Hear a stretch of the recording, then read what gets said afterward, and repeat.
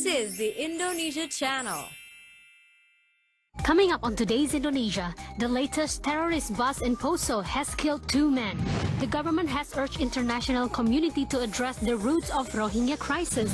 A migrant worker has escaped from death penalty in Saudi Arabia after being found innocent.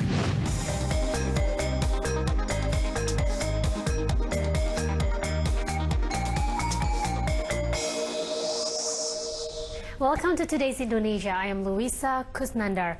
Anti-terror police shot dead 2 suspected terrorists during a raid in Poso, Central Sulawesi on Sunday. Police said they were linked to a terrorist group led by Santoso, the most wanted terrorist involved in a series of attacks. Officials, however, declined to give details of information about the 2 victims. 2 officers were also wounded, and police have confiscated a rifle, ammunition, and also 2 bombs.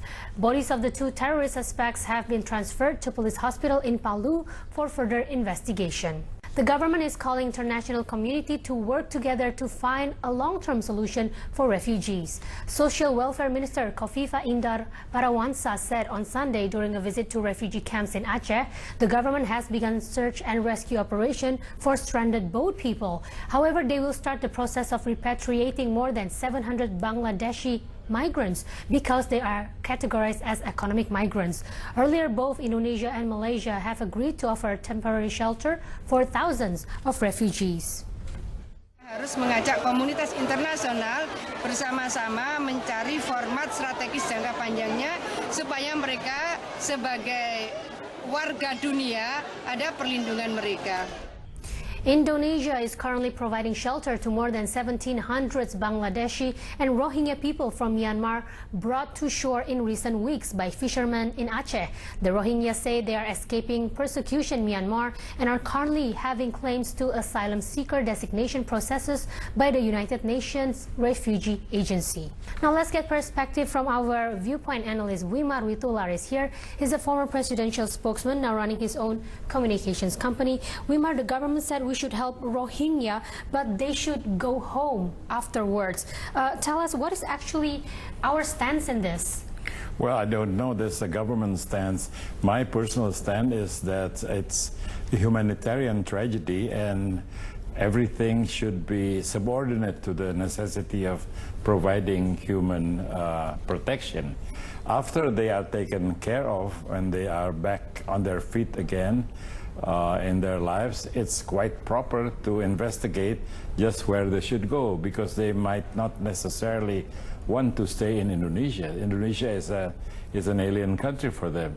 So we should help to get them back home as long as we are confident they will not experience a worse fate than they had before. So everything is still in flux, everything is still changing, but first and foremost, we must provide humanitarian support. Well, Muslims in Aceh have helped provide food and shelter. In this case, do you see religion plays a huge role, a huge sentiment towards these migrants? It's good that Muslims help these refugees. It is also good if Buddhists help these refugees, or Catholics or Protestant. Humanitarian tragedy transcends all religious boundaries, and we should not be misled into making this a religious issue. It's a human rights issue. That's a good point there. Now, how capable is Indonesia with dealing with this influx? We don't know. Maybe yes, maybe no. But in a time of emergency, you act first and think later. You think so? Yeah, and then you hope that the international community will help out. The UN is there, foreign governments are there, Turkish government has an interest, so let's worry about it later. If you see somebody hit by a truck in an accident, you don't investigate his background. First you provide human assistance. Do you think that Indonesia has done good enough so far, though?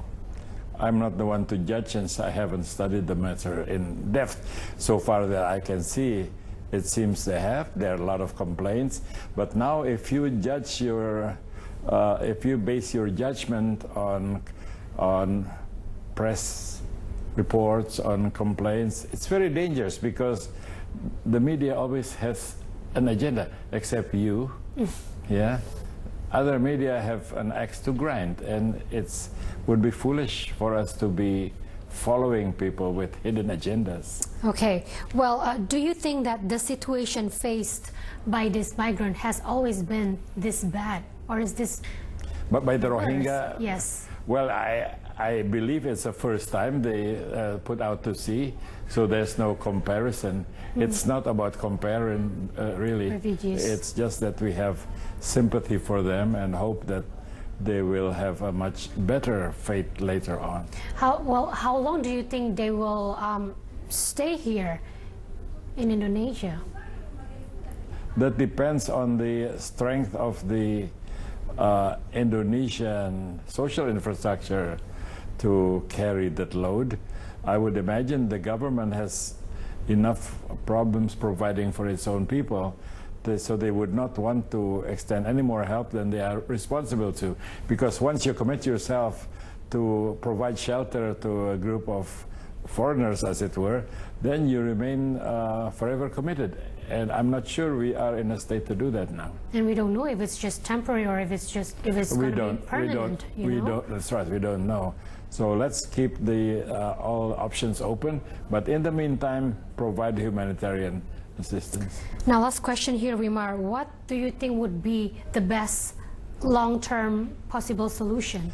Really a roundtable discussion with all countries having borders with Burma, agencies which specialize in refugee issues, the UN, banks, the World Bank, and discuss at length and in great depth and scope. In the meantime, provide humanitarian assistance. In the short time, do whatever we can do. Yes. Wimar Witoelar, thank you so much for coming in today. Thank you.